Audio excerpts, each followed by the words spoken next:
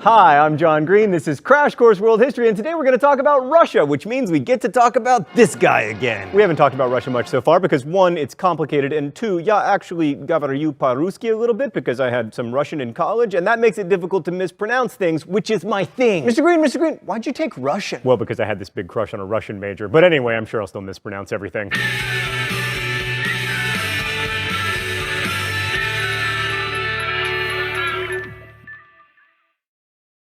So today we're going to talk about persistent stereotypes about Russia and how Russia came to take its current shape, a turn of events we owe largely to the Mongols. But before we talk about the Mongol conquest of Russia, let's discuss exactly what got conquered. So before there was a Russian Empire or even a Russian kingdom, there was the Kievan Rus. We know Kiev was a powerful city-state, but who exactly founded it is a subject of debate. Most historians now believe that the settlers of Kiev were Slavic people who migrated from around the Black Sea, but there's an older theory that the settlers of Kiev were actually like Vikings. That theory goes that Vikings came down to Kiev from rivers like the Dnieper and founded a trading outpost similar to ones they founded in Iceland and Greenland, which is an awesome idea and everything, but Russian, the language that developed from what the Rus spoke, sounds a lot more Slavic than it sounds, Swedish. To illustrate, here is a Swede fighting a Russian over who founded Kiev. Kiev был основан славянскими предками Руси. Nej, helt klart Kiev grundades av svenskarna.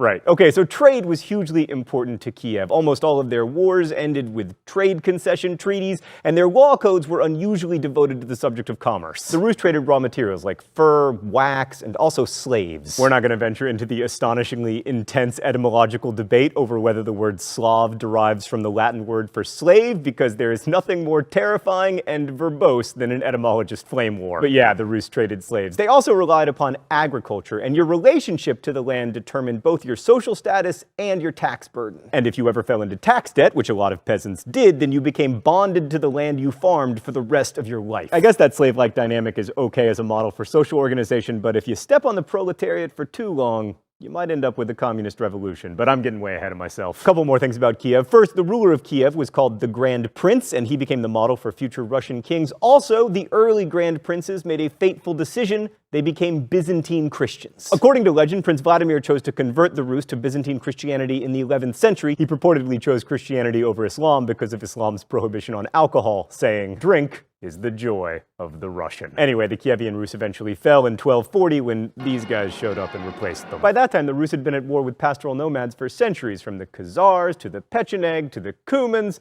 and they were tired, which made them easy targets. The period of Mongol rule over Russia is also known as appanage Russia. An appanage is a princedom, and this period basically featured a bunch of Russian princes vying for control over territory, which is not a recipe for political stability or economic growth, another theme that will reemerge in Russian history. By the way, I'm describing all of this as Russia, even though if you did that in the 13th century, people would look at you funny. They'd be all like, "What do you mean, Russia? Also, where'd you get those pants?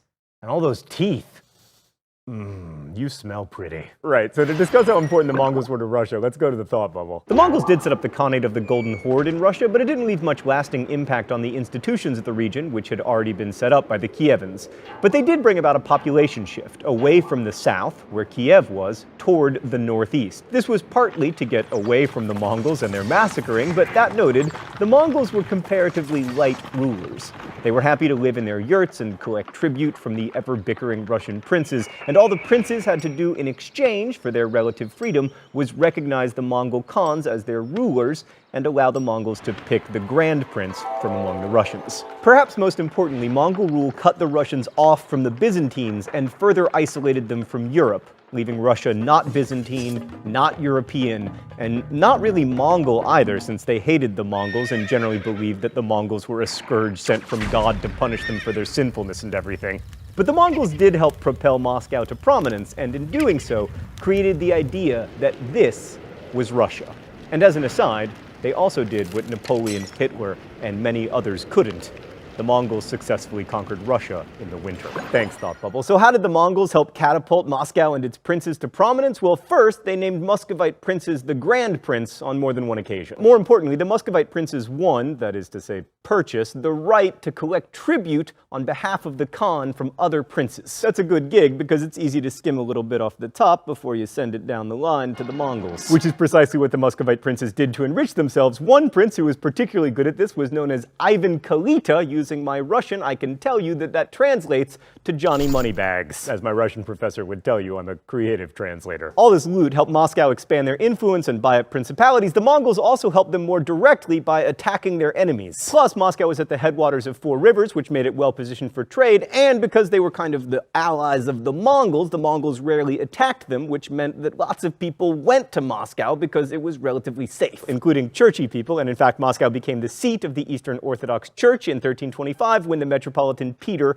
moved there. So you might think that the Muscovites would be grateful for all of this help from the Mongols. But you would be wrong. In fact, as the Mongols' position weakened in Russia in the latter half of the 14th century, one of Moscow's princes, Dmitry Donskoy, made war on them and inflicted the first major defeat of Mongols in Russia at the Battle of Kulikovo Field. This showed that the Mongols weren't invincible, which is always really bad for an imperial force. Plus, it made Moscow look like the hero of the Russians. And that helped strengthen the idea of a unified Russia, just as you'll remember the Persians helped unify the Greeks a long time ago. Aiding this growth was stability, which Moscow owed largely to luck. Muscovite princes usually had sons, which allowed them to have successors. In fact, there was only one major succession struggle, and it was between 2 blind guys named Basil. That's not a joke, by the way. Oh, it's time for the open letter? An open letter to Basil and Basil. But first, let's see what's in the secret compartment today. Oh, it's Grizzlor. Yeah, I guess that is kind of how the Russians saw the Mongols. Dear Basils, the 15th century Muscovite civil war was insanely complicated, but it culminated with you guys essentially blinding each other. First, Basil II, the eventual winner of the civil war, had Basil the Cross-Eyed blinded, because being cross-eyed wasn't bad enough, and that was seen as the end of the political career of Basil the Cross-Eyed. But then Basil the Cross-Eyed's brother tracked down Basil II, and he was like, "I'm gonna blind you back!" And of course everybody thought that would end Basil II's political career, but they were wrong. It turns out you can rule Russia like a boss even if you're blind.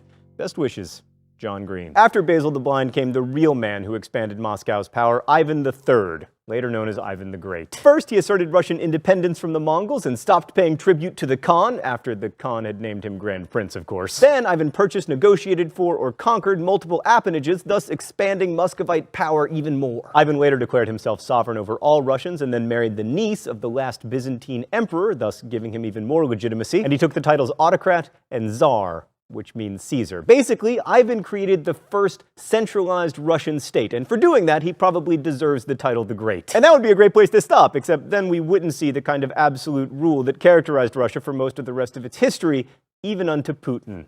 Oh God, I'm just kidding, Putin. You would never rig an election. No, please don't put me in jail. While Ivan III consolidated Muscovite power, the undeniably brutal streak in Russian governance comes not from the Mongols, but from Ivan IV, better known as Ivan the Terrible. Ivan the Terrible ruled from 1533 to 1584, taking the throne at the age of 16. Yet more evidence that adolescents should not be trusted with emerging empires. Ivan the Terrible's reign represents the end of princely power and the beginning of the autocracy that Russia is famous for. But in the beginning, he was really an innovative leader. As a young king, he worked with a group of advisors called the Chosen Council, which certainly sounds like a good thing. He also called the very first meeting of the Zemsky Sobor, a grand council of representatives similar to the Estates General that would become so important in France 200 years later. And he reformed the army, emphasizing the new technology of muskets. But in the second part of his reign, Ivan earned his nickname the Terrible, which can mean either bad or just awe-inspiring, depending on your perspective. Psychological historians will point out that things started to go terribly wrong with Ivan after the death of his beloved wife, Anastasia Romanov,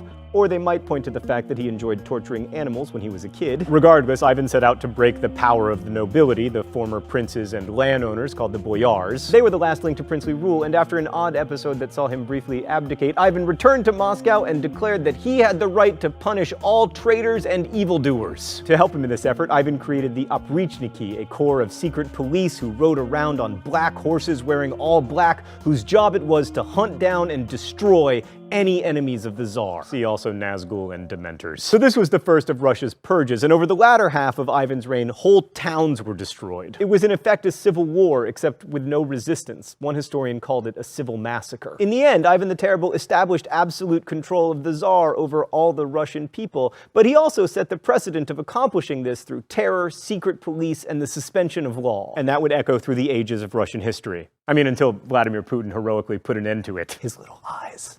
They're scary. So hence the stereotype of Russian brutality and barbarism, but here's the truth. The rest of Europe also knew a lot about brutality and secret police forces. For centuries, Russia was seen by Western Europe as both European and not. An other that was to be doubly feared because it wasn't fully other. And when we think of all these historical stereotypes about Russia, it's worth remembering that what you see as barbaric about others is often what they see as barbaric about you. Thanks for watching. I'll see you next week.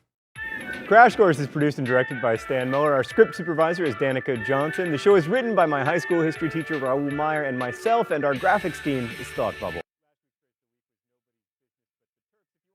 Thanks for watching Crash Course, and as we say in my hometown, don't forget to be awesome.